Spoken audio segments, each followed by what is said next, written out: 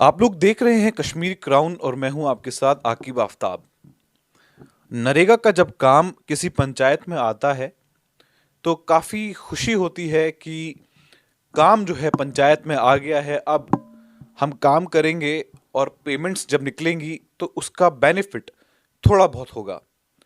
लेकिन अगर वही पैसा आप तक पहुंचेगा ही नहीं तो आप क्या करोगे? और अगर नरेगा के उस पैसे को लेने और लगाने वाले शख्स जो हैं वो आपसे धोखेबाजी कर दें तो आपको कैसा लगेगा? ऐसी ही एक वारदात पंचायत पंजगराई के ब्लॉक बहला डिस्ट्रिक्ट डोडा के अंदर हुई है।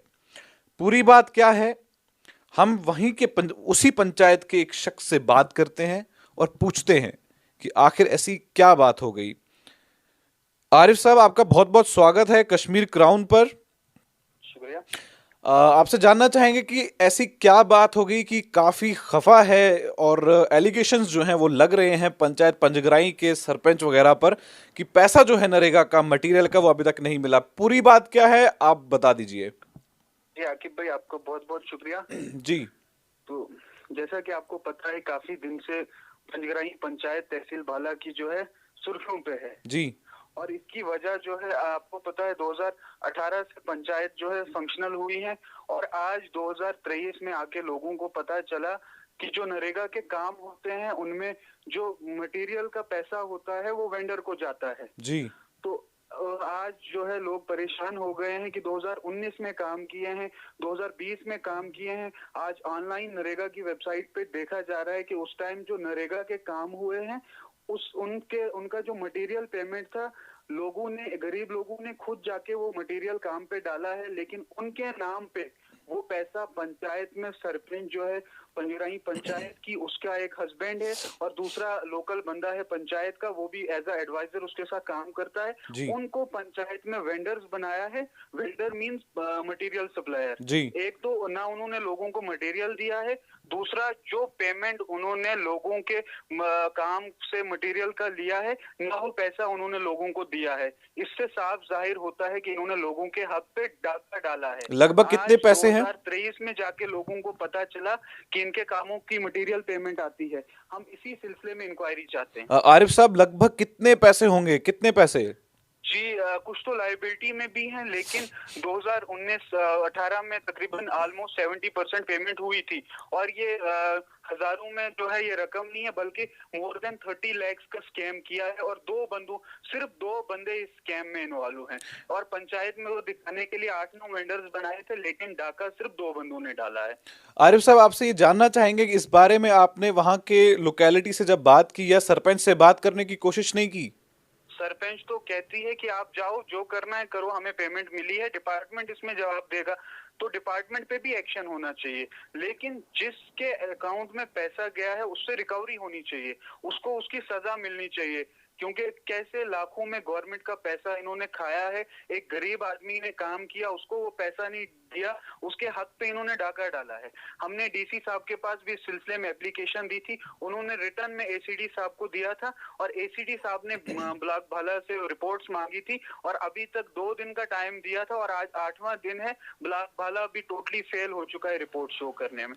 तो एसीडी की ऑफिस की तरफ से आपसे कोई भी जवाबदारी जो है अभी तक सामने कोई नहीं भी आई है? जवाब नहीं आया है, इसलिए हम अब इस मसले को हाई कोर्ट में लेना चाहते हैं, विजिलेंस के पास जाना चाहते हैं, जी। नरेगा ओम्बड्समैन के पास जाना चाहते हैं। और आपका काफी शुक्रिया कि आपने एक कॉल पे हमारा मसला जो है आप सुनने लगे।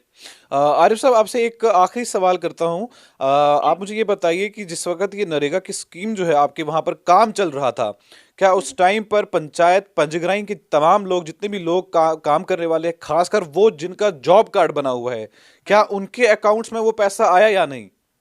वेज लिस्ट तो उनके अकाउंट में आई। वेज वेज पेमेंट जो होती है वो लेबर पेमेंट होती है, जी। वो उनको मिली, लेकिन it is divided into 3 parts. One is wage list, second is मिस्त्री, skilled, unskilled, and third is material. जी। स्किल्ड मिस्त्री को पढ़ा, लेकिन उसमें भी इन्होंने अकाउंट, नाम किसी का शो था, अकाउंट किसी का लगा था। चलो, लेकिन जो मटेरियल था वो सिर्फ 2 बंदों को है और वो नॉमिनेटेड बंदे हैं और उनपे एक्शन करना चाहिए इनको। ओके, तो आरिफ साहब, आप क्या चाहते हैं? आपकी इंक्वायरी जो है वो डेप्यूटी कमिश्नर डोडा से हो या एसीडी एक बार फिर से आकर आपको देखे वहां पर पंचायत में? आई डोंट थिंक कि डिस्ट्रिक्ट एडमिनिस्ट्रेशन इसमें कुछ करेगी, क्योंकि ये मसला पंजगराई पंचायत में नहीं है, ये मसला पूरे ब्लॉक का मसला है। बाकी पंचायत में भी ऐसा हुआ है, लेकिन बाकी पंचायत में बड़ी सेटिंग के साथ हुआ है। अगर लेकिन उसमें भी इंक्वायरी की जाए तो इनके पास डॉक्यूमेंट्स फाइल्स में कोई भी वो परफॉर्मा नहीं है जिसमें जॉब कार्ड होल्डर ने क्लेम किया हो कि किसी वेंडर ने हमें मटेरियल डाला है। इनके पास वो डॉक्यूमेंट्स मिसिंग है। ये मसला ब्लॉक बदरवा में भी है, हर जगह है। इसलिए हम चाहते हैं कि कोई एजेंसी इसमें पार्ट ले और वो इसमें देखे, हर एक काम को चेक करे और देखे कि इसका पैसा कैसे किसी को मिला है। बहुत बहुत शुक्रिया आरिफ साहब, हमारे साथ बात करने के लिए बहुत बहुत शुक्रिया। तो आपने देखा कि ये मसला जो है ये डिस्ट्रिक्ट डोडा के ब्लॉक भाला और पंचायत पंजगराई के लोगों के और वहाँ के सरपंच के बीच का है। इन्होंने ये बात भी कर रखी थी कि हम डेप्यूटी कमिश्नर डोडा को ये बोलेंगे या एसीडी भाला से हम बात करेंगे, और 2 दिन का टाइम जो है, ऑफिशियल टाइम 2 दिन का था कि अपने डॉक्यूमेंट्स को सबमिट किया जाए ताकि हमें ये पता चले कि वो पैसा जो है आखिरकार लगाया कहाँ गया। लेकिन अब इन लोगों का कहना यह है कि अब हम हाई कोर्ट का दरवाजा खटखटाएंगे ताकि दूध का दूध और पानी का पानी हो जाए। तो करप्शन की जहां तक हम बात करेंगे तो करप्शन चाहते थे कि हमारे देश से हकीकतन ख़त्म हो जाए, लेकिन शायद ये छोटे छोटे किस्से जब आपके कैमरे में आ जाते हैं, रिकॉर्ड हो जाते हैं, ऑन टेलीफोनिक कॉन्वर्सेशन थी ये अभी हमारी उस पंचायत पंजगराई के एक शख्स के साथ, तो जो भी सुना उन्हीं की जुबानी था। कितना सच था, क्या था, तो ये तो अब वक्त ही बताएगा, लेकिन उम्मीद यही करेंगे कि इस पर कड़ी से कड़ी नजर दी जाए ताकि पंचायत पंजगराई का मसला हल हो सके।